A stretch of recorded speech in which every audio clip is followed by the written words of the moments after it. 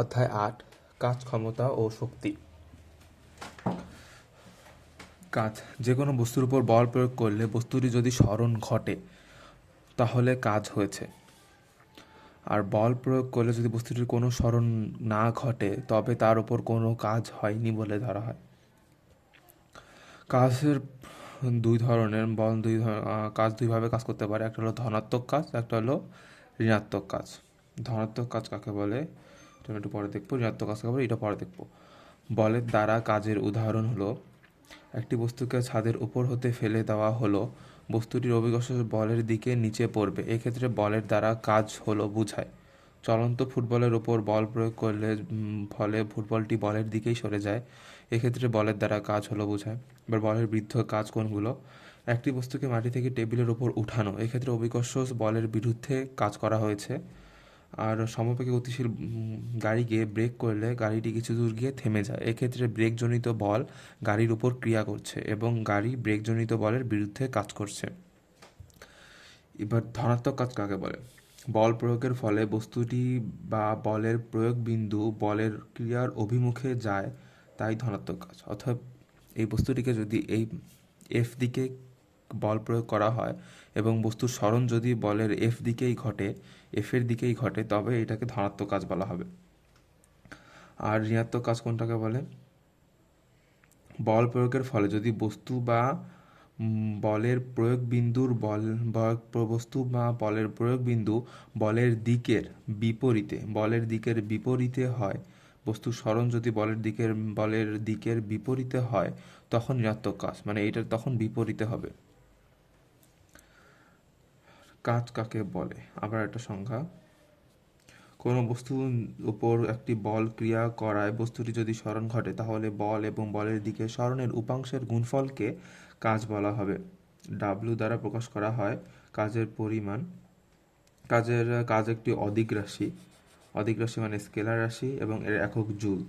W equal to FS.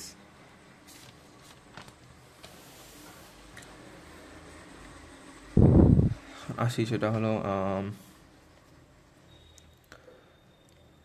W equal to F আর S এর dot গুণন, এটা প্রমাণ করতে হবে।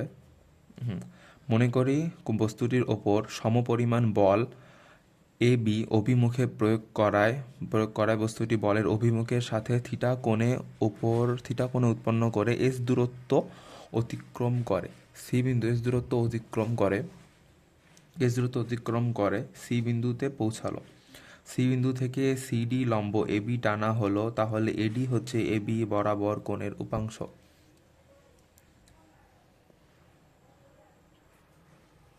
এক্ষেত্রে এফ বল দ্বারা কৃত কাজ হয়েছে। এখন দেখো বলটাকে, এইটা একটা বস্তু, এটাকে এবি বরাবর এফ বল প্রয়োগ করা হয়েছে। এখন বস্তুটির সরণ এদিকে হয়েছে, বস্তুটির এদিকে সরে গেছে। এখন এটার এই দিকে গেছে, এটার সরণের উপাংশের জন্য এইটাকে লম্ব টানা লিখবে। এইটা হলো মোট সরণ, এই যে এ থেকে ডি পর্যন্ত এইটা হলো মোট সরণের উপাংশ। তাহলে এখন আমরা সূত্র অনুযায়ী কি জানি, বল ডাব্লিউ ইকুয়াল টু বল ইন্টু বলের ক্রিয়ারেখা বরাবর সরণ। বলের ক্রিয়ারেখা বরাবর সরণ হিসেবে এডি পর্যন্ত, তাহলে এফ ইন্টু এডি। আবার এবিসি সমকোণী এডিসি সমকোণী ত্রিভুজ, ওখান থেকে তাহলে cos theta equal to AD by AC. এডির মান বের করলাম, এডির মান হলো এসি কস থিটা। এখন সরণের উপাংশের মতো এই সমীকরণটা থেকে এফ আর এডির মান বসাই দিছি, এডি কস থিটা। তাহলে W is equal to F, যে এসি সমান এস ধরছি আমরা, S vector. W equal to F S cos theta, F into S cos theta. এটাকে ডট গুণের সূত্র অনুযায়ী কি লেখা যায়, W into F vector into S vector. প্রমাণিত। শূন্য কাজ হলো বল প্রয়োগের ফলে যদি কোনো না ঘটে, সরণ না ঘটে, তবে ওটাকে শূন্য কাজ বলা হবে। এবার আসি পরিবর্তনশীল বল দ্বারা কৃত কাজের উদাহরণ। পরিবর্তনশীল বল দ্বারা চিত্রে এম ভরের একটি বস্তু দেখানো হয়েছে। একটি স্প্রিং এস এর একটি প্রান্ত একটি দৃঢ় অবলম্বনের সাথে অন্য প্রান্ত বস্তুটির সাথে লাগানো স্প্রিংটিকে টেনে দৈর্ঘ্য বরাবর বাড়ালে স্প্রিং এবং এসের মধ্যে অভ্যন্তরীণ বল সৃষ্টি হবে। হুকের সূত্রানুযায়ী স্থিতিস্থাপক সীমার মধ্যে বলটির বিকৃতির সমানুপাতিক হবে, সুতরাং F equal two K x হবে। এখন দেখো সমানুপাতিক ধ্রুবক কে স্প্রিং ধ্রুবক বলে, এখন অতএব F equal to minus K X. স্প্রিংটি প্রসারণ করতে হলে বাইরের এজেন্টকে যে বল প্রয়োগ করতে হবে তা এফ এর সমানের এবং এফ এর বিপরীতমুখী হবে। ধরা যাক F1 ইজ ইকুয়ালস টু প্রযুক্ত বল F1 হলে F1 is equals to K X. স্প্রিংটি এক্স থেকে এক্স টুতে, এই যে x1 থেকে x2 যখন যাবে, x1 থেকে x2 প্রসারিত করতে বাইরের এজেন্ট দ্বারা সম্পাদিত কাজ W is equals to integration F1 dx আর লোয়ার লিমিট কত x1, আপার লিমিট x2।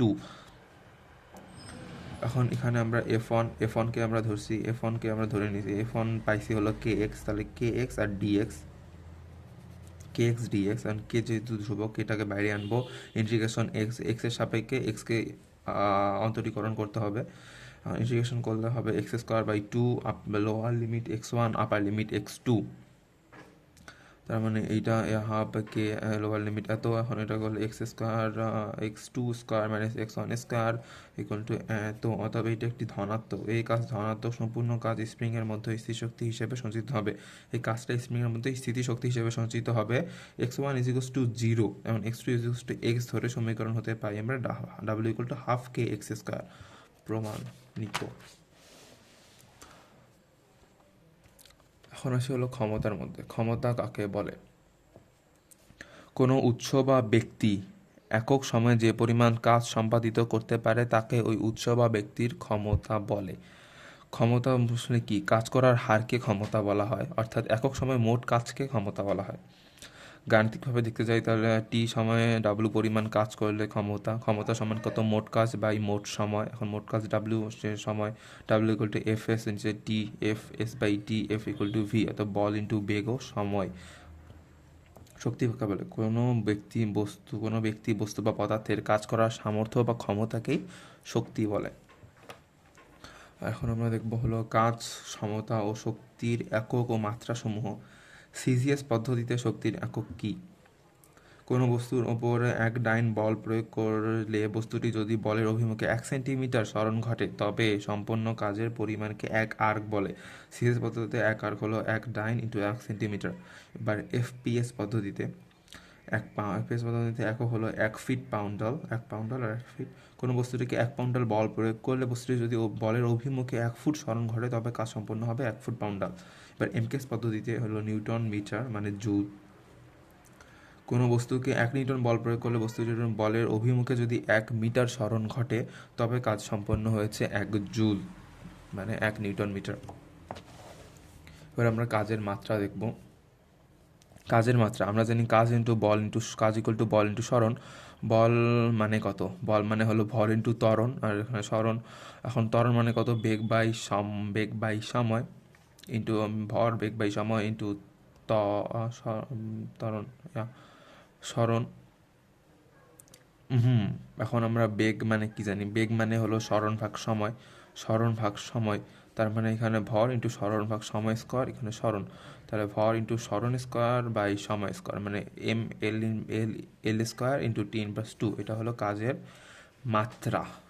মাত্রা এইটা। কাজের মাত্রা এটা, শক্তির মাত্রাও এইটাই। ক্ষমতার মাত্রা হবে হলো mL² T/3। ফুট পাউন্ডাল এবং আর্গের সম্পর্ক 1 পাউন্ডাল সমান একক, ক্যালকুলেটর দিয়ে বের করা যায়, একবার দেখে নাও। এবার জুল আর আর্গ, এটা বোর্ডের মধ্যে আসে। জুল ও আর্গের মধ্যে সম্পর্ক কি? 1 জুল সমান 1 নিউটন 1 মিটার, আর 1 নিউটন সমান আমরা আগের অধ্যায়গুলোতে দেখছি হলো 10⁵ ডাইন। 1 নিউটন সমান, আর 1 মিটার সমান এত সেন্টিমিটার, আর 10⁷, তাহলে এত ডাইন সেন্টিমিটার মানে আর্গ। এটাও দেখে নাও। ক্ষমতার একক, এবার ক্ষমতার একক আসে। সিজিএস পদ্ধতিতে ক্ষমতার একক হলো আর্ক সেন্টিমিটার। 1 সেকেন্ডে 1 কাজ করার ক্ষমতাকে 1 আর্ক সেকেন্ড বলে। এবার এফপিএস পদ্ধতিতে ক্ষমতার একক হলো ফুট পাউন্ডাল পার সেকেন্ড, আর এমকেএস বা এসআই পদ্ধতিতে ক্ষমতার একক হলো জুল পার সেকেন্ড বা ওয়াট বলা হয় এটাকে। হ্যাঁ, এবার অশ্ব ক্ষমতা বা হর্স পাওয়ার সংক্ষেপে এইচপি। প্রতি সেকেন্ডে 550 ফুট পাউন্ডাল কাজ করার ক্ষমতাকে 1 অশ্ব ক্ষমতা বলে। আর 50 এসপি বলতে কি বোঝায়? 50 এসপি বলতে 550 ইন্টু 50 ফুট পাউন্ডাল কাজ করা।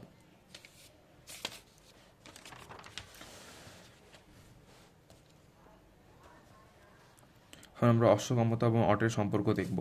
এত ফুট পাউন্ডাল পার সেকেন্ড হলো 1 অশ্ব ক্ষমতা, আর অশ্ব ক্ষমতা হলো 300 foot per second foot poundal. এত ফুট পাউন্ডাল পার সেকেন্ড এখানে হলো 32 500 এত 3.32 ইন্টু এত ফুট পাউন্ডার পার সেকেন্ড, এত এত আর্ক পার সেকেন্ড, এত আর্কের জন্য এত গুণ করা লাগবে, দেন আর্ক হলো এত, দেন এত জুল, এত 746 ওয়াট। এক অশ্ব ক্ষমতা হলো 746 ওয়াট। কাজের মাত্রা দেখতে চাই কাজ বাই সময়, ক্ষমতার মাত্রা হলো কাজ ভাগ সময়, বল ইন্টু সরণ। কাজের মাত্রা আমি অলরেডি জানি, কাজের মাত্রা হলো M L square T inverse two, এখানে সময় আরও একটা ভাগ হবে, তাহলে টি ইনভার্স 3। এবার শক্তির একক যদি দেখতে যাই আমরা, সিরিজ পদ্ধতিতে শক্তির একক গ্রাম সেন্টিমিটার, এফপিএস পদ্ধতিতে হলো ফুট পাউন্ডার, আর হলো এমকেএস পদ্ধতিতে বা এসআই পদ্ধতিতে কিলোগ্রাম মিটার। শক্তির মাত্রা তো আগের যেটা আমার আগে কাজের শক্তির মাত্রা একই, ML square T inverse two. এখানে পার্থক্য আছে, পার্থক্যটা আমরা পড়তেছি আমি একবার। কোনো বস্তু কাজ করার সামর্থ্যকে শক্তি বলে, এটি সময়ের উপর নির্ভরশীল নয়। আর এটার কোনো বস্তু একক সময় যে পরিমাণ কাজ করে তাই ক্ষমতার সময়ের উপর নির্ভরশীল, কাজের উপর নয় বা সময়ের উপর নির্ভরশীল। একে ই দ্বারা প্রকাশ করা, একে পি দ্বারা প্রকাশ করা হয়। শক্তির একক জুল, ক্ষমতার একক ওয়াট, এর মাত্রা ML square T inverse two, এর মাত্রা এমএল স্কোয়ার টি ইনভার্স 3। এবার পরন্ত বস্তুর ক্ষেত্রে প্রমাণ করা লাগবে পরন্ত বস্তুর নিত্যতা সূত্র প্রমাণ, বা শক্তির যেটা আছে কি বলা হয়, শক্তির নিত্যতা সূত্র প্রমাণ করো, এইটা করা লাগবে। মনে করি এম ভরের একটি বস্তু ভূপৃষ্ঠ হতে এই উচ্চতা এ বিন্দুতে ওঠানো হলো, এ বিন্দুতে বস্তুটি স্থির অবস্থানে আছে, এই সমস্ত শক্তি, এর সমস্ত শক্তি স্থিতি শক্তি, যার পরিমাণ mgh, এটাকে এইচ পর্যন্ত করা হয়েছে mgh, এবং গতিশক্তি 0। এ বিন্দু এটা বস্তুর মোট শক্তি হলো এর বিভব শক্তি ইন্টু গতিশক্তি দুটি mgh। এ বিন্দু হতে নিচে পড়তে লাগলো, বস্তুটি যত নিচে পড়তে থাকবে তোমার স্থিতিশক্তি গতিশক্তিতে রূপান্তরিত হবে। সুতরাং এক্স দূরত্ব অতিক্রম করার পর বি বিন্দুতে পৌঁছালো, উক্ত বিন্দুতে ভি হবে হলো ভি স্কোয়ার ইকুয়াল টু এই সূত্র মতে 2gx। এখন ভি ইউ ইকুয়াল টু 0 যেহেতু স্থির অবস্থায় ফেলে দেওয়া হয়েছে, তাহলে V square equal two 2gx। সুতরাং ওই এক্স বি বিন্দুতে অর্থাৎ এক্স দূরত্ব অতিক্রম করার পর বি বিন্দুতে বস্তুটির গতিশক্তি হবে half MV square, V square by C হলো 2gx, মানে হলো 2gx, টু কাটা গিয়ে mgx। বি বিন্দুতে বস্তুটির স্থিতি শক্তি হবে হলো এইটু হলো এইচ মাইনাস এক্স, তাহলে mg ইন্টু উচ্চতা হলো এইচ মাইনাস এক্স, তাহলে mgh into minus mgx। B বিন্দুতে তাহলে মোট শক্তি হবে এই দুইটা যোগফল হলো mgh। এবার বস্তুটি নির্দিষ্ট এবার সি বিন্দুতে বস্তুটি এস দূরত্ব অতিক্রম করে, মানে সম্পূর্ণ দূরত্ব অতিক্রম করে ভূমিষ্ঠ হলো, তখন বস্তুটির বেগ হবে হলো V square equal to U square plus 2gh। এটা হলো সম্পূর্ণ, যেহেতু এই সম্পূর্ণ দূরত্ব অতিক্রম করছে, এইচ আর ইউ তো 0। সি বিন্দুতে গতিশক্তি কত বের হবে, half MV square equal two mgh বের হবে। এবং সি বিন্দুতে স্থিতিশক্তি কত বের হবে, সি বিন্দুতে স্থিতিশক্তি হবে এইচ মাইনাস এইচ, যেহেতু সম্পূর্ণ দূরত্ব অতিক্রম করে ফেলছে, তার মানে 0। তার মোট শক্তি হলো এত, অর্থাৎ 1 2 3 পর্যন্ত বস্তুর শক্তির পরিমাণ একই রয়েছে। এইটাই হলো শক্তির নিত্যতা সূত্র প্রমাণ। এবার পরন্ত বস্তুর বা আরেকটা রচনামূলক, পরন্ত বস্তুর যে পরিমাণ শক্তি স্থিতিশক্তি হারাবে ততটুকু গতিশক্তি অর্জন করবে, এটা দেখানো লাগবে। একই নিয়ম, এতটুকু mgh, তারপর এই বিন্দুতে মোট বের করা লাগবে, মোট শক্তি বের করা লাগবে, এত এ বিন্দুতে মোট শক্তি বের করছি, গতিশক্তি এত, আদি অবস্থায় গতিশক্তিতে মোট শক্তি এত। এবার এ বিন্দু হতে এক্স দূরত্ব অতিক্রম করার পর বিতে পৌঁছালো, ভূমিতে উচ্চতা এত, মানে স্থির শক্তির জন্য এত, আর গতিশক্তির জন্য এক্স দূরত্ব অতিক্রম করছে।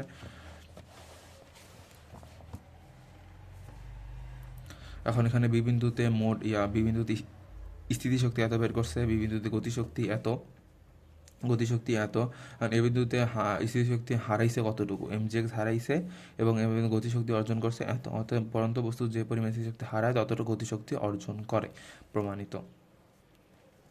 এবার গতিশক্তির ব্যাখ্যা। স্থিতিশক্তি কাকে বলে? কোনো বস্তুকে স্বাভাবিক অবস্থান থেকে পরিবর্তন করে অন্য অবস্থায় আনলে যদি কাজ করতে হয়, তখন বস্তুটি যে শক্তি সঞ্চয় করে তাকে স্থিতিশক্তি বলে। আর গতিশক্তি কি? কোনো গতিশীল বস্তুর গতির জন্য যে শক্তি লাভ করে তাকে গতিশক্তি বলে। এই দুটোর মধ্যে পার্থক্য স্থিতিশক্তি। প্রথমে সংজ্ঞা, দুইটারই সংজ্ঞা দেওয়া আছে। আর অবস্থান পরিবর্তন করলে যে পরিমাণ কাজ হয় তাই গতিশক্তি নির্ণয় করা হয়। স্থিতিশক্তি আসার পূর্বস্থান, স্থিতিতে আসার মানে বিভব শক্তি আসার পূর্বস্থান থেকে কাজ করা হয়, আনতে যে কাজ করা হয় তাই গতিশক্তি নির্ণয় করা হয় ওইটা দিয়ে। এখানে ইপি দ্বারা প্রকাশ করা হয় স্থিতিশক্তি, ইকে বা কে ই দ্বারা প্রকাশ করা হয় গতিশক্তি। এর সমীকরণ হলো ইপি mgh, আর এর শক্তি হলো হাফ এমভি স্কোয়ার। এটি বেগের উপর নির্ভর করে না কিন্তু উচ্চতার উপর নির্ভর করে, এটি বেগের উপর নির্ভর করে কিন্তু উচ্চতার উপর নির্ভরশীল নয়। এবার কাজ শক্তি উপপাদ্য, এটা আমরা এখান থেকে দেখবো না, এটা আমরা আলাদা থেকে দেখবো।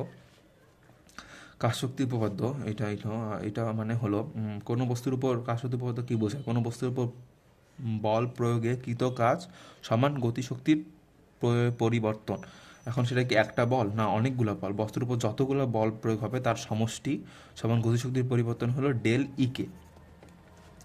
দেখো মনে করো এই বস্তুটাকে এফ বল প্রয়োগ করা হয়েছে, বস্তুটির আদি বেগ ছিল ইউ, এখন বস্তুটির এফ বল প্রয়োগের ফলে এর বেগ হয়েছে ভি। এস দূরত্ব অতিক্রম করছে মানে একই দিকে, বলের দিকেই এর হয়েছে, বলের দিকে এর স্মরণ করছে এস। তাহলে ডাব্লিউ ইকুয়াল কি মোট কৃতকাজ কী লেখা যায়, কৃতকাজ সমান হলো integration of F DS cos theta. Cos থিটার মান কত, যদি একই দিকে হয়েছে তার মানে কস থিটা এগুলো জিরো, কস থিটা জিরোর মান 1, তার মানে হলো এফ ডিএস। আর এফ এর ক্ষেত্রে কী লেখা যায়, এম এ ডিএস লিখলাম। এর ক্ষেত্রে কী লেখা যায়, এর সমান হলো ডিভি ভাগ ডিটি। এখন ডিভি ভাগ ডিএস, এখানে ডিএস বাই ডিটি যেহেতু ডিএস করা দিলে ওপরে ওইটাই পাওয়া যায়, সুতরাং এটাও লেখা যায়। আর আমরা ডিএস ভাগ ডিটি মানে কি জানি, ভি জানি, তাহলে DV by DS into V. আর এটাকে আগে আনলাম V equal to DV by DS. এখন এর জায়গায় এইটা বসাই দিই, এর জায়গায় এইটা বসাইলে হবে তোমার ভি ডিভি বাই ডিএস, আর এখানে একটা ডিএস আর ডিএস কাটা যাবে, ডিএস কাটা। আর তারপর কী থাকবে, তারপর থাকবে হলো এম, তাহলে এমটাকে আমরা বাইরে আনলাম, এমটাকে বাইরে আনে এইটা ইয়ে করবো, এমটাকে বাইরে করে ভিটাকে ডিভি এর সাপেক্ষে অন্তরীকরণ করবো। এখন আপার লিমিট কত, upper limit V, lower limit U, যেহেতু ইউ থেকে ভিতে গেছে, বল প্রয়োগের ফলে ভিতে গেছে, সুতরাং এম তাহলে ভি স্কোয়ার বাই টু, এখন টুটাকে বাইরে আনবো, M by two equal to V square minus U square, তাহলে half M equal to V square. এটা হলো মোট কৃত কাজ সমান হলো গতিশক্তির পরিবর্তন, এইটাই হলো কাজ শক্তি উপপাদ্য। এবার আমরা গতিশক্তির সমীকরণ পড়ব। হলো গতিশক্তির সমীকরণ, মনে করি এম ভর বসে একটা বস্তু ভি গতিতে চলছে, ধরি এটি ধ্রুব বল এত ভি গতিতে চলছে, বস্তুটি এ মন্দ সৃষ্টি হয়, এটার মন্দন হয়েছে, তখন এস দূরত্বে গিয়ে থেমে যায়। সূত্রানুসারে কি, আর আমরা ভি ড্যাশ ধরলাম, V dash is equal to V গতিতে চলতেছিল ভি স্কোয়ার মাইনাস 2as, এটা হলো শেষ বেগ সমান কি, থেমে গেছে, শেষ বেগ হলো zero, zero equal to V square minus 2as, তাহলে এ সমান কত পাইলাম, ভি স্কোয়ার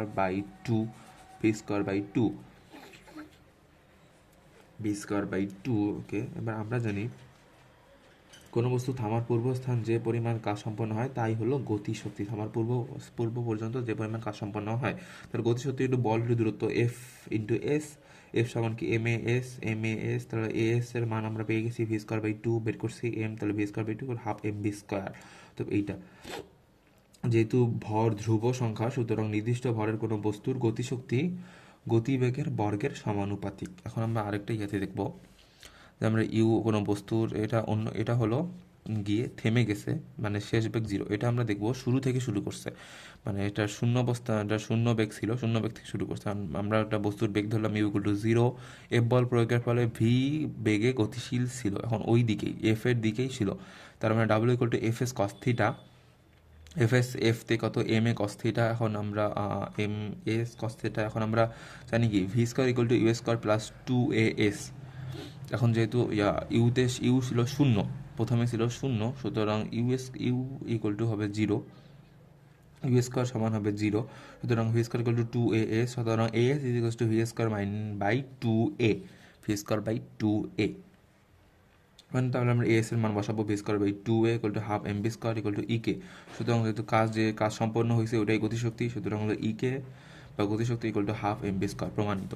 এখানে আমরা আরেকটা ইন্টিগ্রেশনের মাধ্যমে প্রমাণ করতে চাই, তাহলে আরেকভাবে করা যায়, সেটা হলো এইভাবে গতিশক্তি সমীকরণ এইভাবে হয়েছে, একই ভি বেগ প্রাপ্ত হয়েছে, ইউ জিরো থেকে ভি বেগ প্রাপ্ত হয়েছে সরণ এস এস, তাহলে W is equals to integration of F S cos zero, যেহেতু বলের দিকেই স্মরণ করছে, এবং লোয়ার লিমিট হলো জিরো আর আপার লিমিট হলো ভি। তারপর এটাকে আমরা লিখতে পারি এম এ ডিএস। এখন আমরা এর ক্ষেত্রে আগে যেভাবে করছিলাম, এর ক্ষেত্রে পাওয়া যায় ভি ডিভি বাই ডিএস এইটা এখানে আমরা বসাই দিব, ডিএস কাটা, তাহলে হলো এমটাকে বাইরে আনবো, তাহলে lower limit 0, upper limit V, integration of V DV সবাইকে করলে হবে V square by 2, lower limit 0, upper limit V, then M টুকে বাইরে আনবো, M by 2 V square by যেটা লোয়ার লিমিট 0, তাহলে হলো হাফ এম বি স্কোয়ার, অর্থাৎ গতিশক্তি কত, মোট কৃতকাজে গতিশক্তি হবে, তাহলে হাফ এম বি স্কোয়ার প্রমাণিত। এখন আমরা দেখব হলো কর্মদক্ষতা কাকে বলে। কোনো যন্ত্র থেকে মোট যে কার্যকর শক্তি পাওয়া যায় এবং মোট যে শক্তি প্রয়োগ করা হয় তাদের অনুপাত হলো ওই যন্ত্রের কর্মদক্ষতা বা এফিসিয়েন্সি। এখন কর্মদক্ষতা ইটা সমান হলো লব্ধ কার্যকর শক্তি বা আউটপুট বাই মোট প্রদত্ত শক্তি ইন্টু 100%। আর কোনো বস্তুর কর্মদক্ষতা 70% বলতে বোঝায় 100 একক শক্তি দেওয়া হয়, তাহলে ওই যন্ত্রের লব্ধ কার্যকর শক্তি বা যেটা প্রাপ্ত শক্তি ওটা হলো 70 একক। এখানে কিছু সূত্র আছে, এখানে কিছু অঙ্কও আছে যেটা ইম্পর্টেন্ট।